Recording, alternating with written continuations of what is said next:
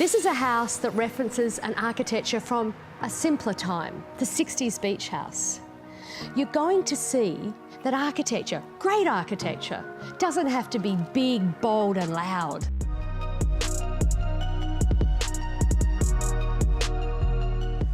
Adrian, we're really elevated here.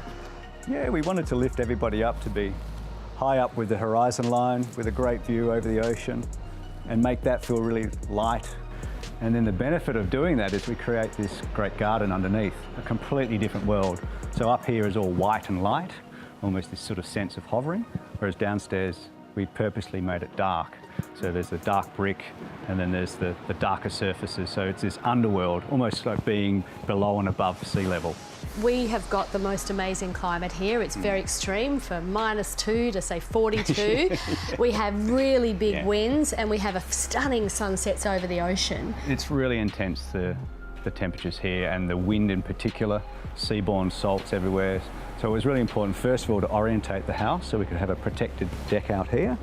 Luckily, the prevailing winds predominantly come from the back in summertime, so we could have this sheltered space here that's north facing, which allows us to also capture north sun in winter and to heat up spaces. But then to look at a sense of durability from the materials. So the Colorbond Ultra that you'll see all around the house was critical to not only reference the older houses, the 60s, our heroic period of architecture, but to also create a material which is nice and light, but at the same time durable.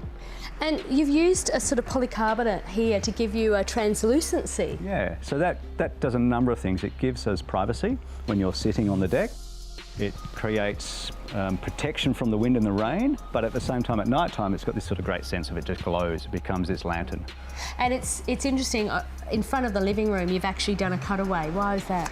Yeah, we wanted to capitalise on that opportunity where there's a dip in the dune, and that enabled us to have a view from inside the house, sitting down onto the beach. There's a story to that blowout, isn't there? The local surf break Geary's is named after Ray Geary, who lives behind the house and spent many years surfing, and Ray and his friends would go and walk down the beach through this location, and over time eroded the dunes, created a track, and then the wind, being so harsh, blew out the plants, and that just grew and grew and grew over time. Perfect for this site. Absolutely perfect for this site. It's lightweight construction.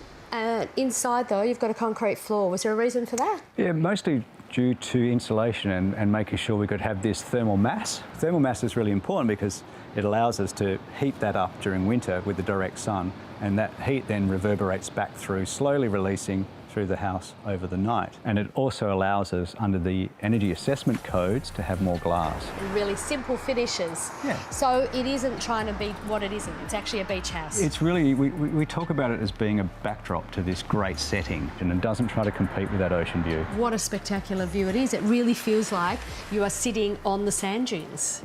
Having spent a lot of time in an old asbestos beach shack here when I was a kid around here, was that part of your design drivers? Oh, definitely. It was really important to reference those older buildings, but then what we have done by lifting it so high, it's almost as though it's the modesty of the 50s and 60s house, in some ways on steroids.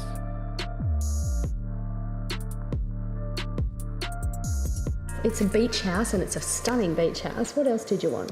Well, I wanted something that was easy to look after, something that was family friendly, because I wanted my family and friends to be able to come and share this with me. So a lot of people think that you wouldn't use an architect for a smaller house like this, a beach house. Oh, I've always wanted to have an architect designed house. I think the architects have a way of capturing the good things on any particular block, and it looks fabulous. What more can you ask?